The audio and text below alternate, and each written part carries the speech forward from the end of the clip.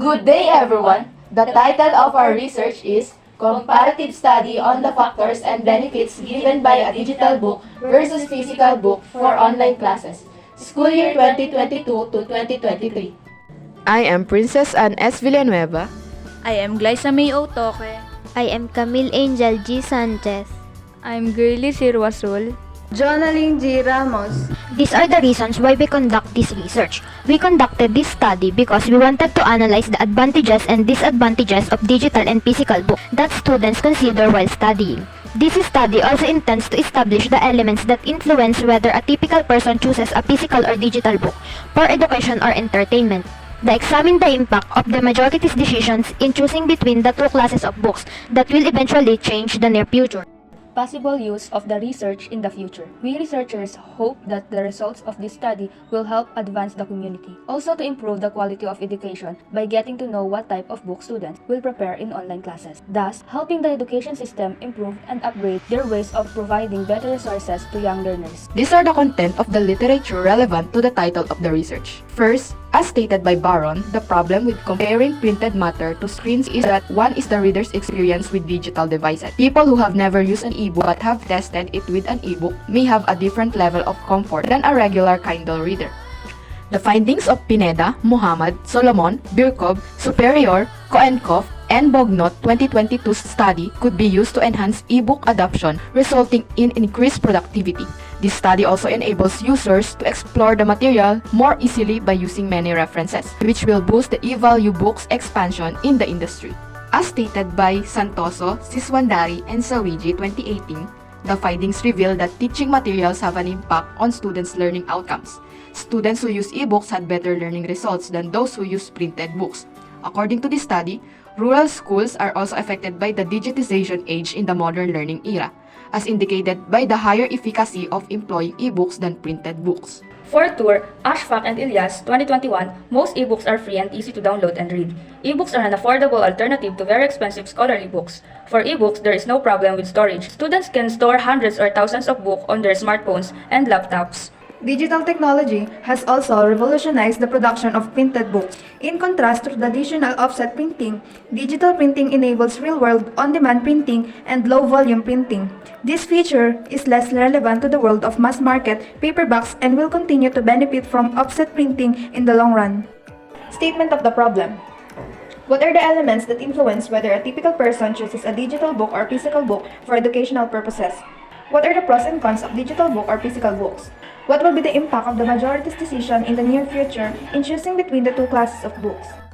The scope and limitations of the study. This study focuses on the comparison of a digital book and a physical book for online classes. It also tackles what factors and benefits it gives to learners while studying during the time of pandemic COVID-19. This research will examine each learner's feedback about using a digital book and a physical book and whether it is providing them quality education.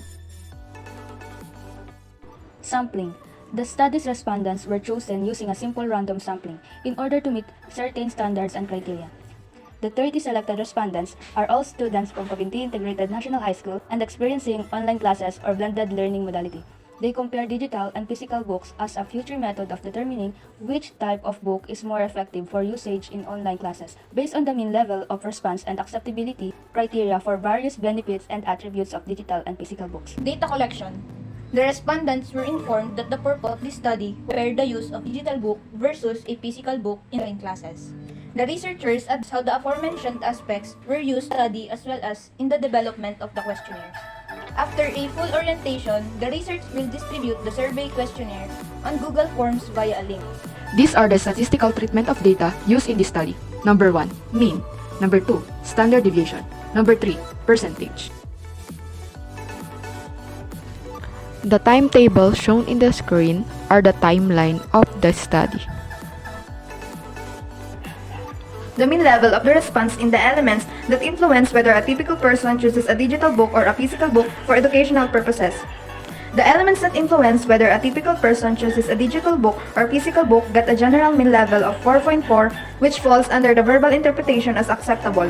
The mean level that influence a person to choose between digital books or physical books based on younger people, lower grade, and earlier generations is rated as acceptable with a mean of 4.4. Findings number 2. the mean level of the response in the pros and cons of digital books or physical books. In terms of the pros, while using digital books has a mean level of 4.3 and verbal interpretation of acceptable. On the other hand, the mean level of digital books in connecting with the cons received a mean level of 4.5 rated as highly acceptable. The mean level of the response in the impact of the majority's decision in the near future in choosing between the two classes of books. The mean level involving the rise of advanced technology received 4.4 rated as acceptable. Meanwhile, the effects of physical book in the future as modern technology continue to grow has a mean level of 4.4 with a verbal interpretation of acceptable. For our conclusion, number 1, the elements that influences a typical person to choose between digital books versus physical books involves age and budget. It is clear that younger generation is more dependable in the internet or modern gadgets, thus being more comfortable using digital books than earlier generations. Based on budgets, the results concluded that people would actually buy books for educational purposes, which is also represent that physical books are still relevant until this day. Number 2. In terms of the pros and cons using digital books, it is presented that there is very small difference between the two kinds of books, but it is also proved that it is agreeable that utilizing digital books for online classes is more convenient than physical books, since modules or ebooks are easier to download and stored to every device. As modern technology continues to rise, there are various effects involving digital books and physical books. Traditional books like print textbook, according to the result, will not vanish immediately due to the fact that there are still people that prefers physical books as a material to use when studying to keep them more focused.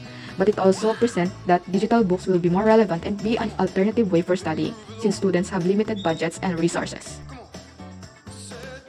This study recommends that the student should use the study's findings as a guide as they learn at their own pace. Senior high school students should read any book that is effective for their studies. The school administration, teachers, and trainers may consider the findings of the study as their reference in teaching. It allows students to use what reference or books they can afford in order to catch up on some activities or lessons easily. Parents should be supportive and understand which method their child prefers, digital or physical books, and provide them with the best educational resources they require. The future researchers may have an idea about what type of books the students feel they excel or comfortable with while studying through online classes. These are the references used in this study.